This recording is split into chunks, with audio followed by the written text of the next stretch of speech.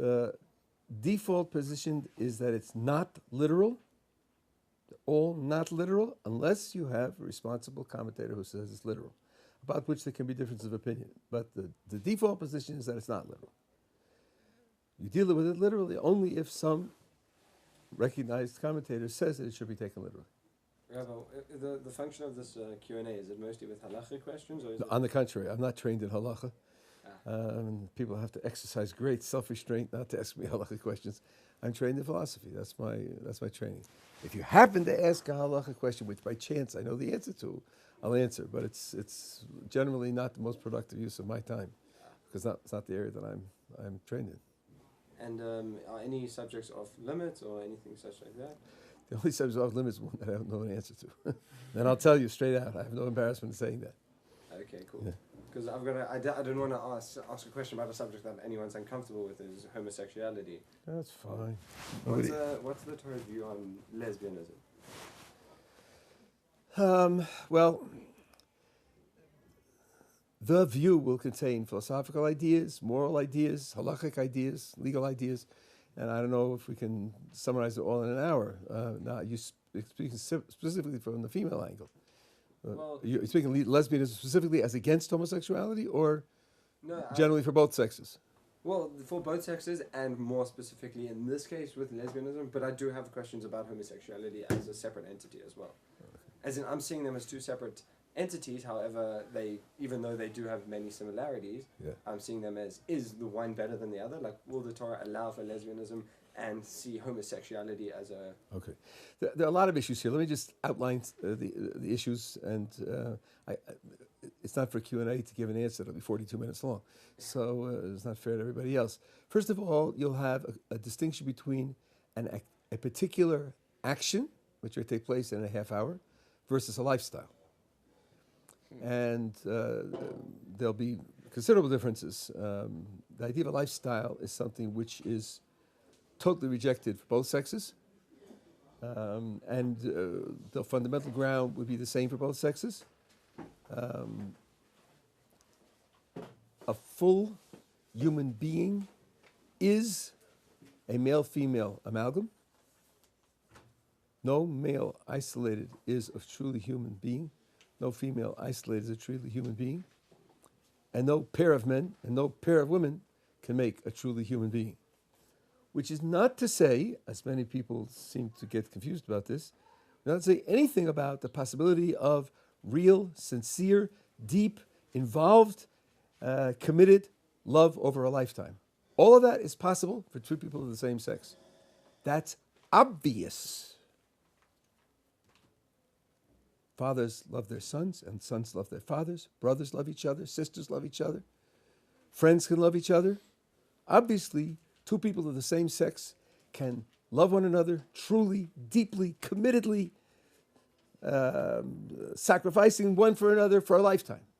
That's not a question. But it's also obvious that every two different types of relationship will have a different quality of love. Woe to the parent who loves his child with the same love that he has for his sibling, or his spouse, or a friend. Each type of relationship has its own unique quality of love. The Torah teaches is that the love between man and woman is a component in fully human being. A person who doesn't experience that is not fully human. If the person is suffering from some untreatable disability, that person is crippled. It's not an equally valid lifestyle, it's crippling.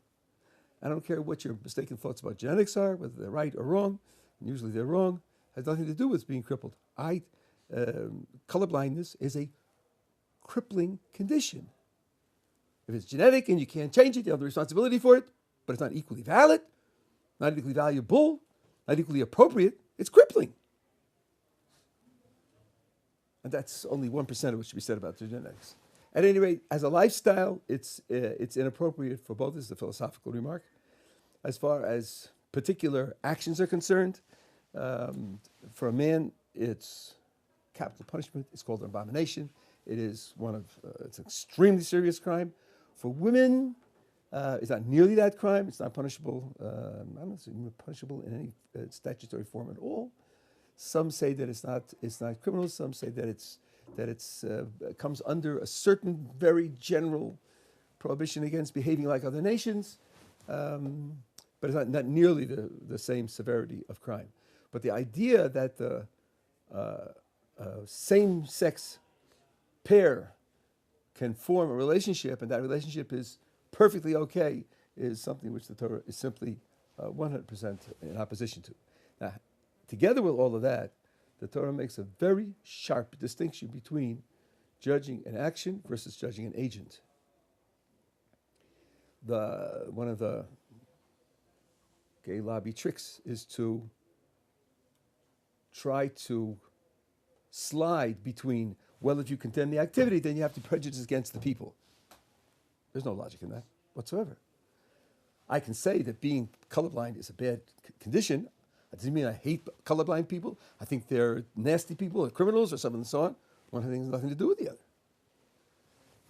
If it were the case that a person couldn't control his homosexual desires, and if it were the case, I don't believe it's true, but if it were the case he couldn't control his homosexual behaviors, or if he had never heard that there was anything wrong with homosexual behavior, we could say that in terms of his own moral standing, character, and being worthy of trust and inclusion in the community, he's 100%. He just is doing something that's wrong. But there's no slide from the action is wrong to the agent is evil. There's no such slide. And therefore, our attitude towards homosexual people depends very much on their attitude towards their own homosexuality. There are people who tell you, well, the Torah has 613 commandments. God gets a pretty good score. 612 out of 613. 612 are really genuine, right, moral, spiritual, and everything else. One is wrong. It's just a mistake. We just have to cancel out that one. And we're perfectly happy with keeping Shabbos and keeping kosher and studying Torah and giving charity and pursuing justice. It's just that this one is a mistake. That's all. That person is not religious. He's not faithful to the tradition. A person denies the smallest detail of the tradition is already, it says, I know it's part of the tradition. It's not for me. It's not genuine. It's not right. It's out of date and so on and so on. That person is declared to be a heretic, period. But a person who says, listen, I'm not perfect, then our attitude is, welcome to the club. Nobody's perfect, and people are committing crimes that in certain respects are worse than yours, and they're perfectly card-carrying members of the club, and so forth and so on. If you recognize that you're not perfect, you recognize that somehow you have to deal with it, and you'll have successes and failures like everybody else, then you're just like everybody else. All depends upon the attitude that you have towards what you're doing.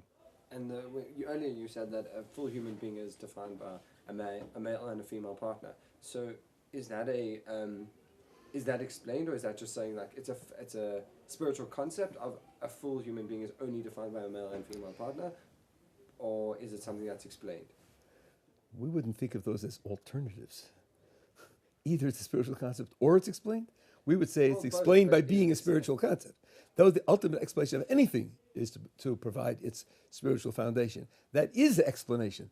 There is no other kind of ultimate. Can I rephrase the but statement? when it's said that we are created in God's form, God interacts with the world in both male and female ways. And the richest, most integrated, most successful form of divine interaction with the world is when the male and female ways are integrated appropriately to one another. And a male human being and a female human being are, so to speak, embodiments of those two different types of integration. And when there's when those two types of interaction with the world, and when they're not integrated, then there's a tragedy for the way God relates to the world, and of course for the pieces that we are. That's why it is that way. But if it has nothing to do with the actual, if it's more about the mentality and the actions of a certain gender, that can be reproduced. I mean, that can be mimicked by another gender. If it's got nothing to do with that, if it's fundamentals. I mean, a homosexual man can act in the ways of a woman, and then he's fulfilling the quantities of a woman, in that sort of sense. And then he's acting, and another male partner can act as a man. This may surprise you, but we are interested in human being not only from the skin out. It's not enough that you portray by your actions the way someone does on stage a certain type of being. No, but this So is the question, genuine. but there won't be genuine. He'll act like, but it won't be genuine. He won't feel like it. He won't identify with it. He'll always feel he's playing a part so as to get a certain role. As people do, they play roles in life to get a certain. But it's not me. I know that I'm playing the role because I want a certain end. I'm not talking about the 1,000th of 1% that have real disorders. XX chromosomes that are born into male bodies and XY chromosomes that are born into female bodies, which can happen. But aside from that, the person's acting out. He's just acting out, and he knows. By the way, when I go around to campuses about 15 years ago, I was introduced to an acronym, LUG. Female undergraduates told me about this. LUG stands for lesbian until graduation. Meaning, you can't make it on a liberal campus unless you're either a lesbian or very friendly to lesbians and everything else. You gotta be kidding. I'm gonna get married and have children. I can't say that as an undergraduate, so I do go through all the sororities and and I play all the games, but I know when I get out of here and I don't have to be subject to this kind of social pressure, then I'll do what I really want to do. Of course you can behave. We're not just talking about behavior now. We're talking about the whole of the human being, his self-conception, his emotions, his natural reactions, what gives him deep, abiding satisfaction and what gives him only superficial pleasure for the moment. We're talking about the human being beneath the skin. So the fact that a person can act out another role for us is quite superficial. We're not going to take that as a be-all. Yeah. But let other people have a chance. No, I know. I've got more follow-up, but I'll I'm sure you do, yeah. In today's world, a lot of the time, especially with... how do you respond to blind faith? I say, thank God we don't have it. We have something else. There are religions that preach and celebrate blind faith, but it's not Judaism. No, but within Judaism, if you have someone that you're in a conversation with that has blind faith, what can you say to them? Well, I think if he portrays himself as having blind faith, he's not using the words correctly. He's not portraying himself correctly. Faith, I think, in English, I think it's a Christian word or post-Christian word. I think faith means belief without adequate reason. That's how I would define faith. Yeah. And I would say that's has no place in Judaism. Where your English translation writes faith, I would replace it with rational trust. Now let's see what that means. If I'm trusting that it's true, it means I can't verify it for myself. Otherwise, I wouldn't be trusting. I would know it. But there can be good reason to trust. There can be adequate reason to trust a certain authority. Rational trust means I can't verify it on my own, but I have adequate reason to trust that it's true, so I'm not believing without reason. Faith means believing without reason, but even without that, it doesn't have to be positive, right? Just something beyond my ability, or as the French in their infinite wisdom say, la cour est ses raisons. The heart has its reasons, meaning don't have to be brainy reasons, I just feel it to be right. Okay, so what bothers me about this in thinking Jews is, don't Christians have that feeling for their religion? Don't Muslims have that feeling for their religion? Don't Hindus have that feeling for the Upanishads? Didn't Chinese have that feeling for the I Ching? Or maybe they still do? I mean, any religion may have that. Are we really no different from they? I believe it because it feels good. So I did some research on this. There's a wonderful encyclopedia in Hebrew called Aspaklaria, 30 volumes. Average length of a volume is 700 pages, done by one man, one Swiss psychologist, done in the 1980s, before computers. 30, now it's free online. So I looked up emunah. Emunah is what's sometimes translated as faith, and sometimes we would translate as trust. I looked it up. There's 50 pages of excerpts, starting from Moses and going down to Rav Dessler. Over 60 different volumes. This guy's unbelievable. None of his own work, not a word of his own, just excerpts. And I found out that emunah pshuta, which is called simple faith, that term in our literature is used negatively. It means no abstract philosophy. No Aristotle, no Maimonides, yes Kuzari, no Guide of the Perplexed. It means no abstract philosophy. It's used negatively, so I looked for a positive characterization. But what is it positively? In all cases but one, something like 30 cases, it is trusting that the tradition we have is an accurate tradition. And that's something which you can explain, you can explore, you can investigate. You can find reason for saying that it is an accurate tradition. It's not just because it makes me feel good, thrills me, inspires me, but because we have a tradition, and that tradition lays out the history of our people, and the history of our people has in it events that confirm what I believe is true. So the idea of blind faith, believing it just because it moves my emotions in a certain way, and glorying in the fact that I don't have reason, is not a Jewish position. Also, do you think that's an important concept to have within the mitzvot that you do?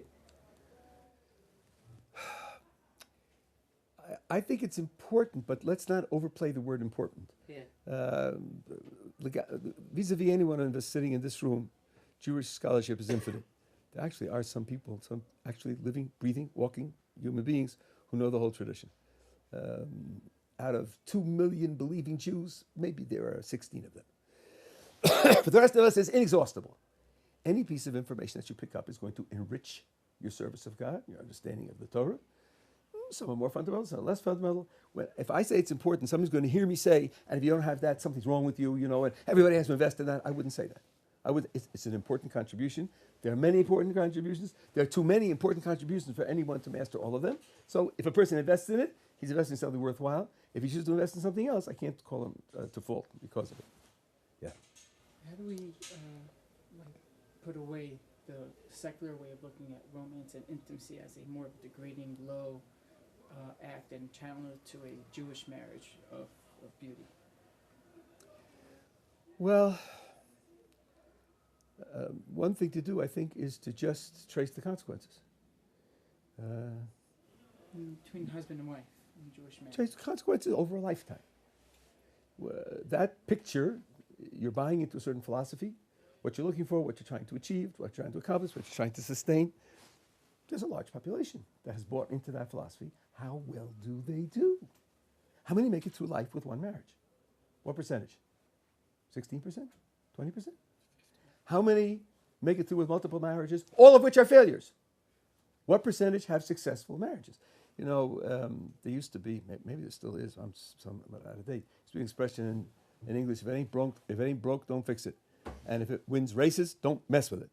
Right? This car wins all the races, and you say, but this doohickey doesn't do anything. I'm sure it's just extra and it's drag. Why don't we just cut it off? I say, listen, the car's winning races, right? So don't mess with it. No, if it's losing races, you have to worry, you have to prove it. Okay, but in the meantime, it's winning races.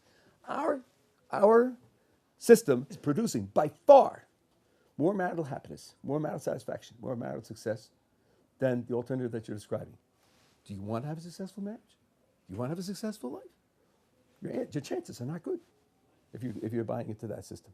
I was in the city of the United States 10 years ago, and a psychiatrist came to me. It's an interesting case, a psychiatrist coming to the rabbi. And he said to me, I've been through 5 intimate relationships, and every one of the other 5 people left me. Between you and me, it wasn't boys. And I don't understand what's wrong. Listen, Rabbi, he says, I'm rich, I'm successful, and I gave them everything. Time, concern, shared activities and experience, travel, money, unlimited expense accounts, cars. What could they possibly have seen to leave me? I said to him, well, I see that you're a very generous person. You provided for them very well. What did they provide for you? He said to me, Rabbi, I'm not a taker. I'm a giver. I'm not a taker. I didn't take anything from them. I just provided for them. I said, really? Well, maybe they felt like a fifth wheel. Everyone needs to be needed. Everyone needs to feel that they're important. There's something to contribute. That validates their self-worth. If you're not willing to receive, I'm quoting an essay by Rav Dessler now, the big difference between taking and receiving. If you're not willing to receive from them, and they feel they have nothing to give you, then they feel useless. Nobody wants to feel useless. He couldn't hear me. He couldn't hear me because he was desperately building up his self-esteem by providing money and time and effort and concern and all that for them. And he felt it threatening to his self-esteem to be receiving anything from them. And that prevented him from having a successful relationship. Now, let me tell you something. I wrote an article for a Far Left magazine recently. She wanted me to break new ground for the issue. And one of the subjects I discussed was self-esteem. So I did a little research. I went and looked at, there's something called the National Association for Self-Esteem. And others, I looked on their websites.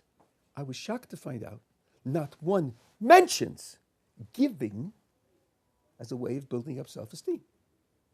That you build up your own self-esteem when you give to others. They don't mention that. I was shocked. In one Jewish magazine before Pesach, a woman writes an article and says, engage your children preparing for Pesach and build their self-esteem. Yankee polishes the bookcases. You sit down to the Seder, you say to the assembled guests, look at those bookcases. Look how clean they are. Look how much they sparkle. Yankee, the 7-year-old, did that. How does he feel? He feels like $1 million.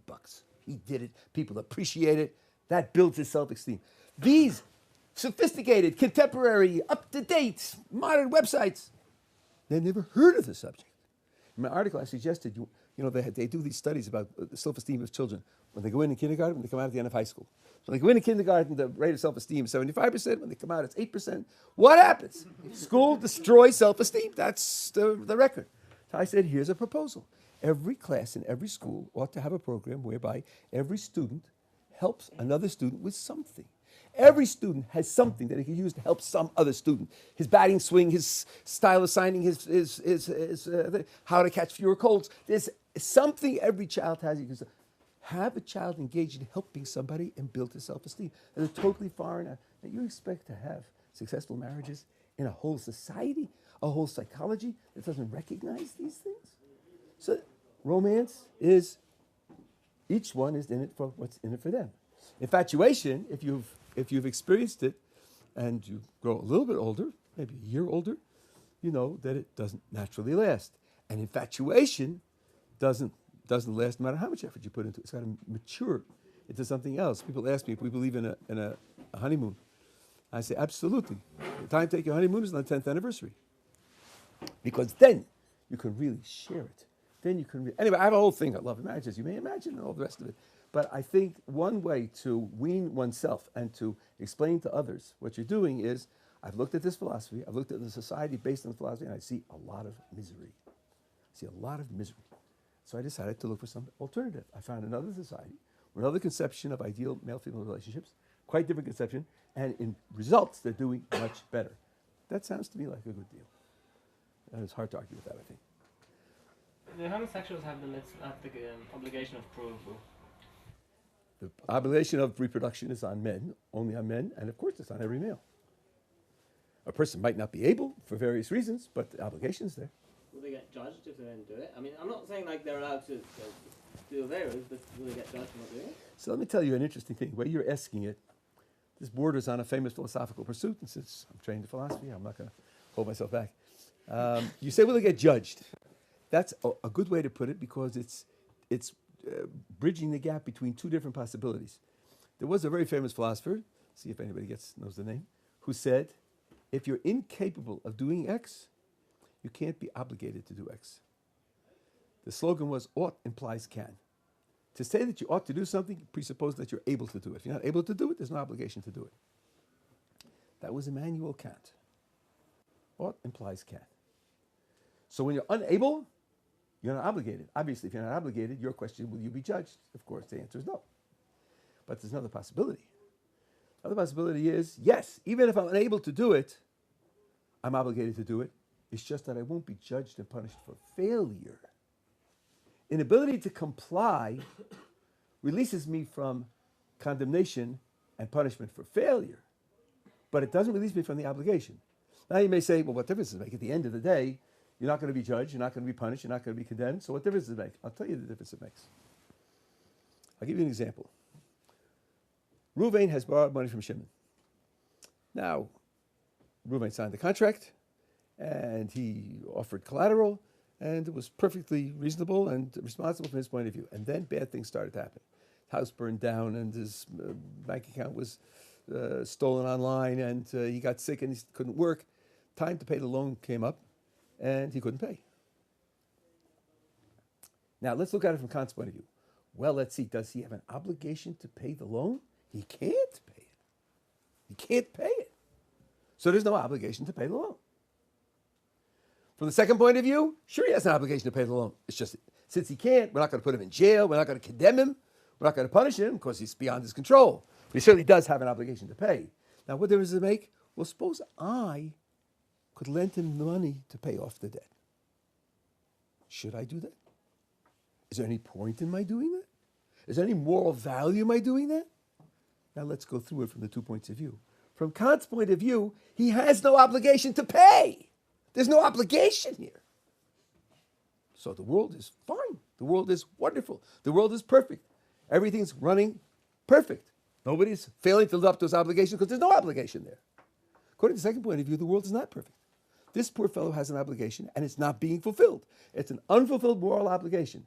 Yes, we're not going to punish him, we're not going to condemn him, but it's an unfulfilled moral obligation. And I may say, since I care for improving the moral state of the world generally, if I lend him the money and he can pay it off, so then I've improved the world because I've enabled a person to fulfill his responsibility. So there's a difference between these 2 points of view. Now, you probably guessed from the way I've presented it that the Jewish point of view is the second point of view. It's not Kant's point of view, it's the second point of view. And our law mandates that.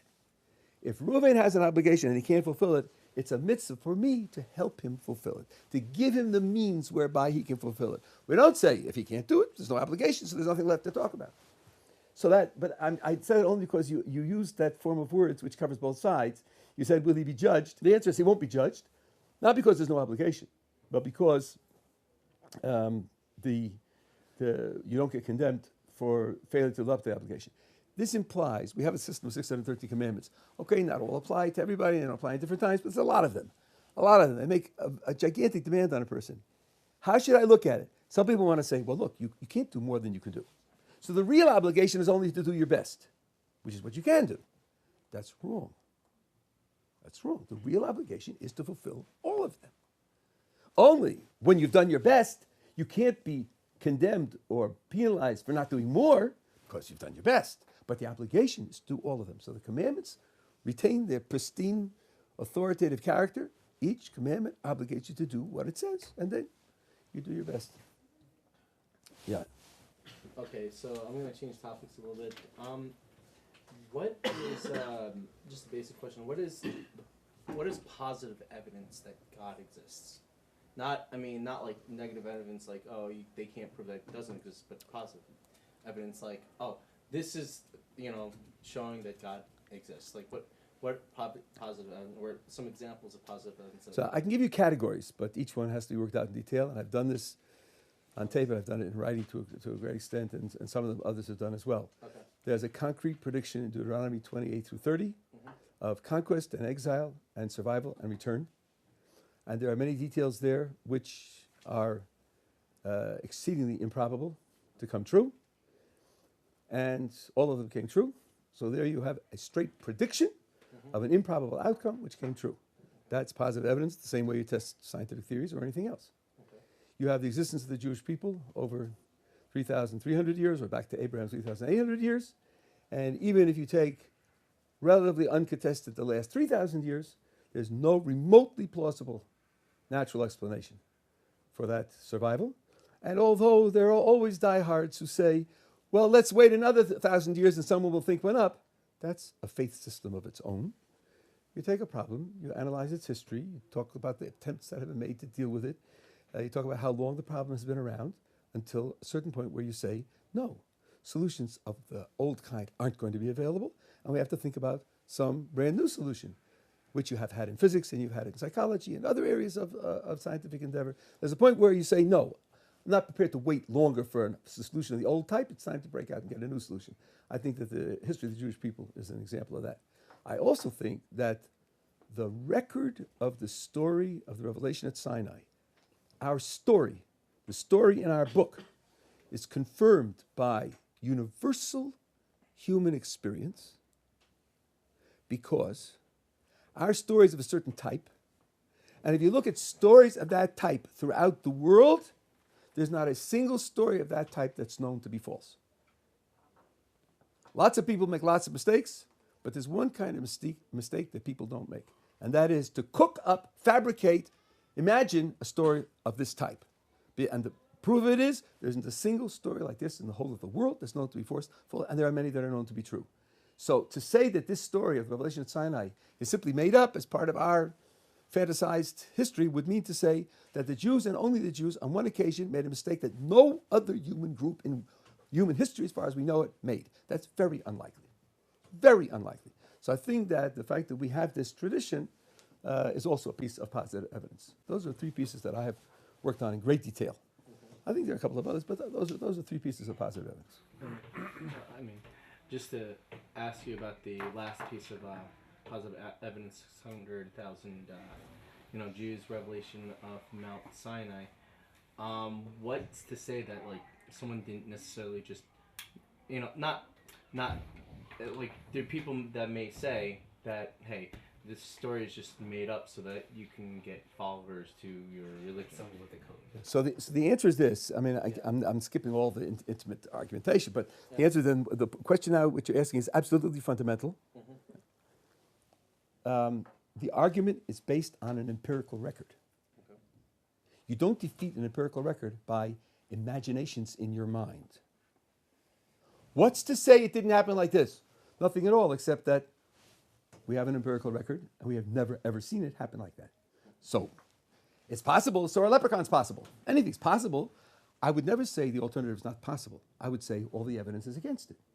Now, if you're going to tell me that, no, it's not really possible, it's also probable, then you ought to have some recorded cases where the kind of thing you're describing happened. But there aren't any, because if the kind of thing you're describing happened and it produced a story of our category, that story would be known to be false. And there aren't any stories of our category that are known to be false. None. So you're not going to find a scenario that produces stories of this category that are known to be false, because there aren't any stories in the category that are known to be false. So any scenario that you think up, and human imagination is inexhaustible. There's no limit to how many different scenarios you could think up. The only brief you can have for those scenarios is that they're possible. You can't have a brief that they're probable, because you haven't got a single instance of it's ever working. And that being the case, a charge of possibility, I give it that away at the beginning. Yeah, sure, it's possible that we're wrong, but all the evidence is on our side. That's enough. I don't need any more than that. And then, lastly, just I'm going to leave with this. I have you recorded, so Good. I'll come back later to it. What other evidence from Judaism or other cultures that have had that have made stories like ours up and that were actually confirmed? So I can. There aren't any. That's the point. Stories like in the category that I'm talking about, there aren't any. There are stories of wars. There are stories of technological inventions. There are stories of invasions and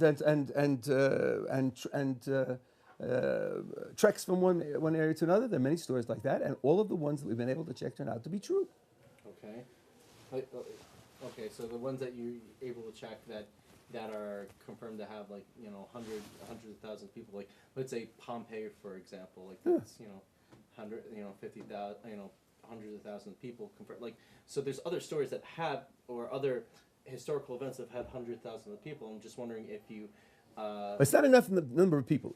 The category is more detailed than that. I mean, I'm not doing everything now. But I'm saying there's a category, and our story of Sinai falls into that category, and there is not a single known story of that category that we know to be false, and there are many that we know to be true. So as far as we know for human cultures, in this category, the record of human cultures is perfect. It never gets it wrong. So that's very strong evidence that we didn't get it wrong also. Okay, what's the name of the category? It's called the National Experiential Tradition. I have on my website, on the miscellaneous, there are two introductions to what I call the Kuzari principle. One is the regular introduction, which is worthwhile, and then there's something called Q&A on the Kuzari principle. And that's shorter, and it introduces this concept of national experiential tradition. Yeah. Do you not think people sometimes have the wrong idea of prayer, in the sense of, I'm going to pray because this X is ill, and therefore I think I can change God's mind and make that person better? I think the idea is right, just the words are wrong, but the idea is 100% right. You don't change God's mind, but you can change the outcome. And that is the purpose of prayer. The purpose of prayer is to change the outcome. The purpose of prayer is not just expressing how I feel or communing with God or feeling close to God. The purpose of prayer is to change the outcome. Because the heart of prayer is petition. And you do not make a petition unless you think that it's possible for the petition to change the outcome. And if you were convinced that your petition could make no difference on the outcome, then making the petition would be absurd, and the Torah never requires anything absurd. But it's not changing God's mind. That's just a false way of putting it. Imagine imagine the following scenario. I have a friend, and he does something which is very injurious to me, and I'm very angry. I say to someone, he did me dirt. That was really terrible. If he comes and begs my forgiveness, then I'll forgive him. Otherwise, I'm finished with him. Okay? That's what I say. Now he comes and begs my forgiveness, and I forgive him. Have I changed my mind? Yeah. No, I have No, I not. haven't, because I certainly haven't. Yeah. My mind was in a fork. My mind had two alternatives. If he comes and begs my forgiveness, I'll forgive him. And if he doesn't, I'm finished with him. So when he comes and begs my forgiveness and I forgive him, I'm not changing my mind. But then how can you change it? 1 second. I'm not changing my mind because in my mind I had both possibilities based on a condition, right? So now, the picture of God's relationship to the sick person, maybe it can be this. He'll be sick unless I ask for him to be well. And I ask him for him to be well, then he'll be well. So when I ask him he gets better, God's not changing his mind. He's simply acting out that other alternative which was in his mind at the beginning. So the idea of thinking of change of God's mind is just a mistake in description. And it's a false way of putting it. It makes it sound impossible. Yeah. Of course we don't change God's mind. God takes into account the alternatives beforehand. And he plots out the conditions under which each alternative will be triggered. And when you act, you trigger one or the other of the alternatives. But let's say you've got someone that doesn't know anything to do with the religion, doesn't know anything to do with prayer, doesn't know anything. He can't change anything then, can he? Well, he certainly can't do it by prayer, but God may take it into other cases. What's it got to do with me praying for him? Your mixture was my praying for him, right? God may say, God said, look, here's George, and George is sick. Okay, George has these ups and these downs in his family and everything else. I pray. God now has to say, does Gottlieb have to suffer because George is sick? What about Gottlieb's record? Gottlieb has tied his record to George. So now it's a different picture. It's a more complicated picture. It can be that he says, as far as George is concerned, he should be sick. But Gottlieb doesn't deserve to suffer, so George will be saved. One more thing on that one. As in, let's say you've got someone that's never actually done anything within the religion, but he decides because he knows that someone's ill, he's going to daven Shachrit, or he's going to go to davening, and he starts going to davening at 3 times a day and everything like that, and then what he wants doesn't work out the way that he wants it, and then he stops doing everything. Why would God do? In a way, why would God do that? Because the one he's praying for has so many other factors that count, that this person's prayer and the merit that it adds isn't enough to change the trick. Remember what I said? I said you can only make petitions if you think that the petition could change the outcome. You don't have to believe that the petition will definitely change the outcome. Compare it with surgery. You don't know if the surgery will be successful. You know it's more likely to be successful than doing nothing, and you go through with it. You don't need a guarantee. You just need to know that it could help. Mm-hmm. Right? Okay. Yes. So I've got 2 questions. First question, it says that God created 2 worlds before creating this world. I think it was something to do with the 974 souls as well, which sort of lived, because it says that into him there's 1,000 souls. So the 26 is from Adam to Moshe, the 26 generations, and then plus the 974. My question is, first of all, why did Hashem need to create 2 worlds before creating this world?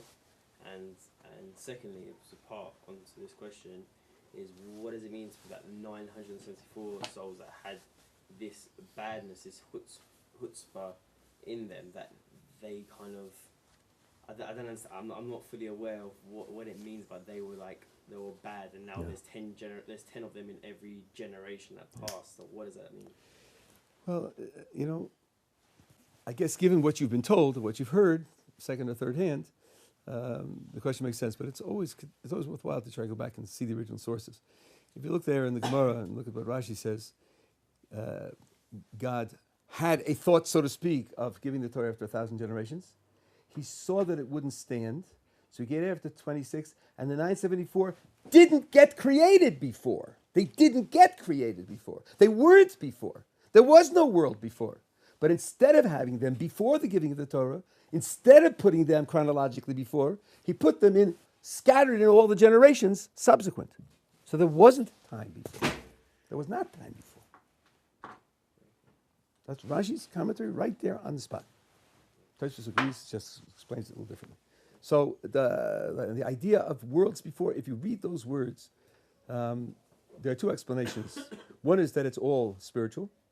The Kabbalah talks about this in great detail, and number 2 doesn't come up. It's many more than that, and subdivided into many more than that. But they're all spiritual. It's not as if this accounts for dinosaurs or before the Big Bang. The infinitely bouncing universes that go back and all that. None of that will be relevant. Number 1. Number 2, the Maharal has a very interesting explanation. The Midrash says God built worlds and destroyed them, till he came to our world. The Maharal says that refers to the 6 days of creation. He says, each day of creation was the destruction of what was created in the previous day. You'll ask me, I read the book of Genesis. I don't see any destruction there. Says the Maharal, if you have a setting in which you have a certain number of entities, a new entity comes in and it's more significant, more important, more valuable than all the previous, that's called the destruction for all the previous. So because you're independent-minded and a critical thinker, you say, oh, that's a misuse of a word, that's just playing with poetry. But as a matter of fact, the rabbinic usage says that explicitly. It says, when the Torah was given to the Jewish people, it was a churban. The word churban means destruction for the peoples of the world.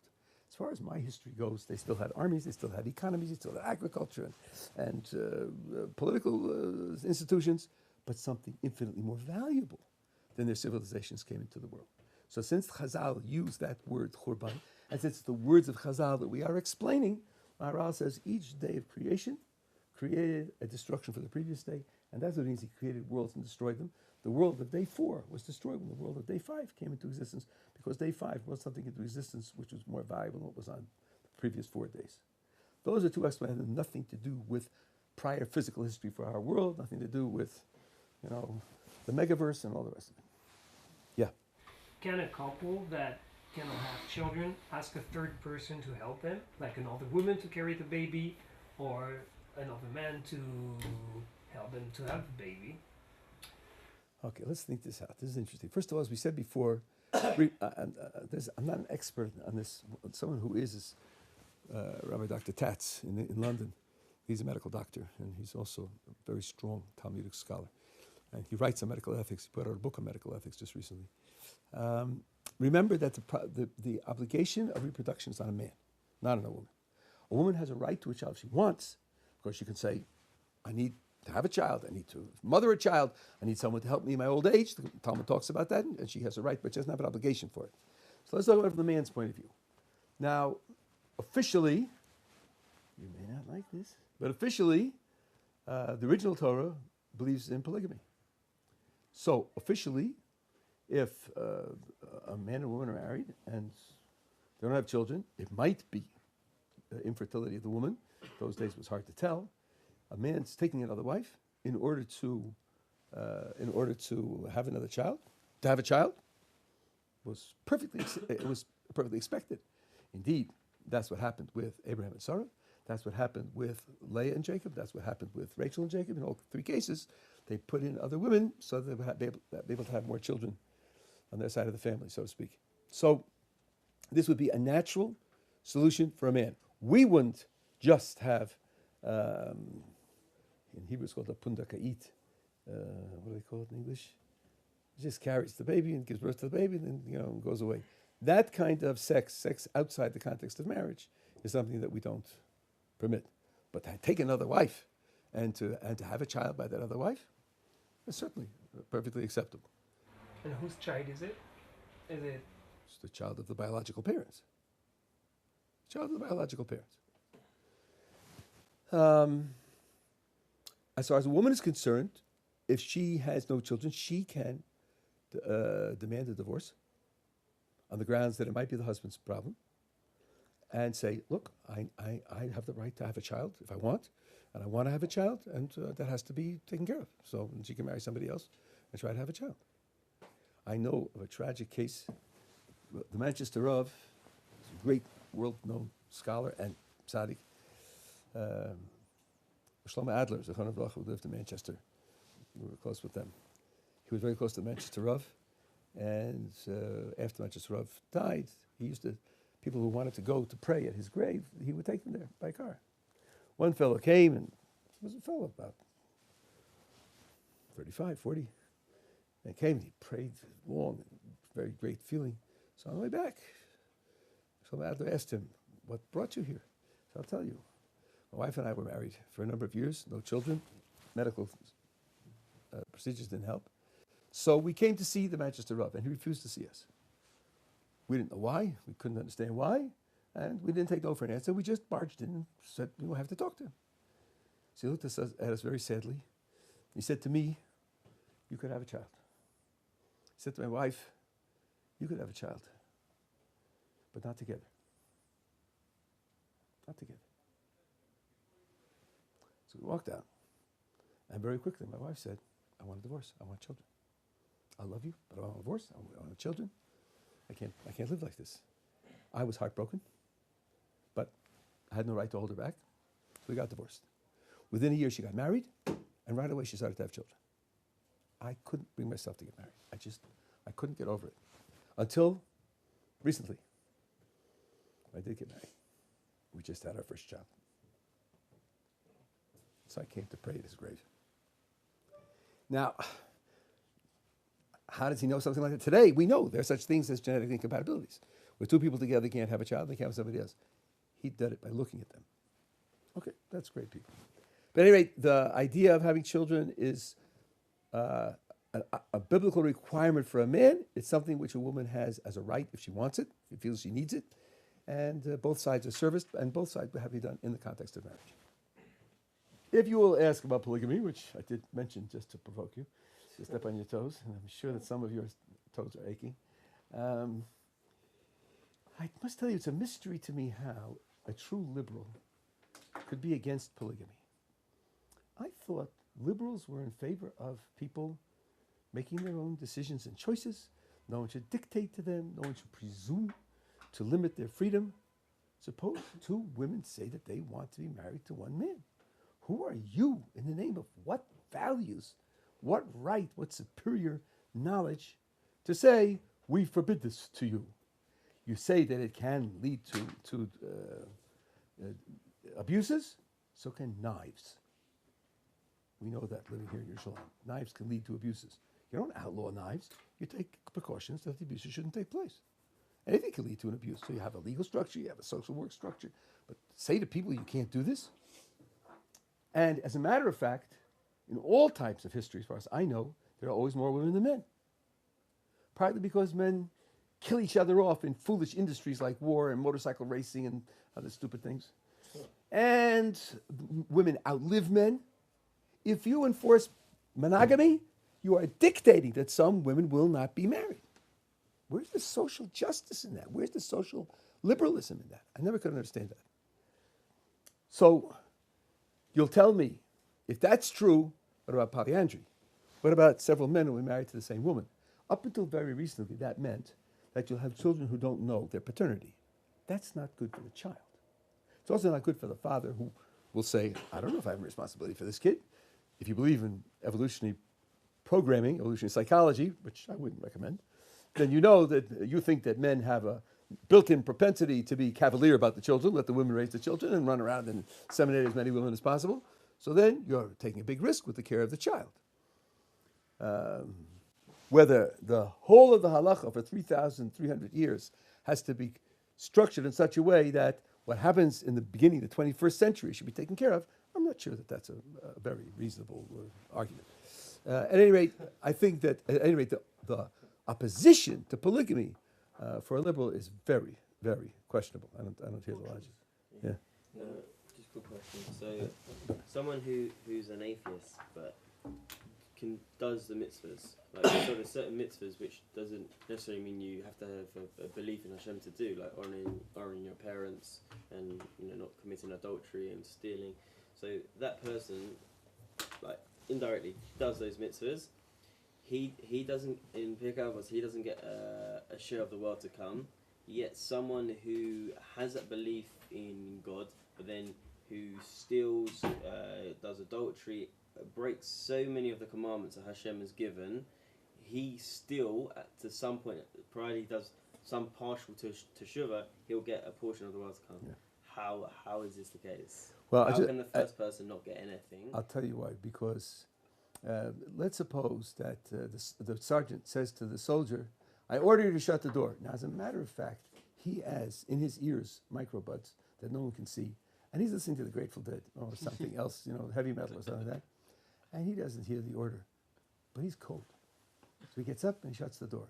Has he obeyed the order? Surely not. He didn't hear the order. His action just happened to comply with the order. An atheist who gives charity, or an atheist who honors his parents, or an atheist who doesn't commit adultery, he's not performing a mitzvah. His actions happen to conform to what the mitzvah prescribes. He's not performing a mitzvah. The point of a mitzvah is to connect with the Creator. The world to come is a place where you are cementing and making eternal your relationship with the Creator. It's not a place where there's an endless supply of ice cream cones. Why should he miss out on the ice cream cones just because he didn't believe in God?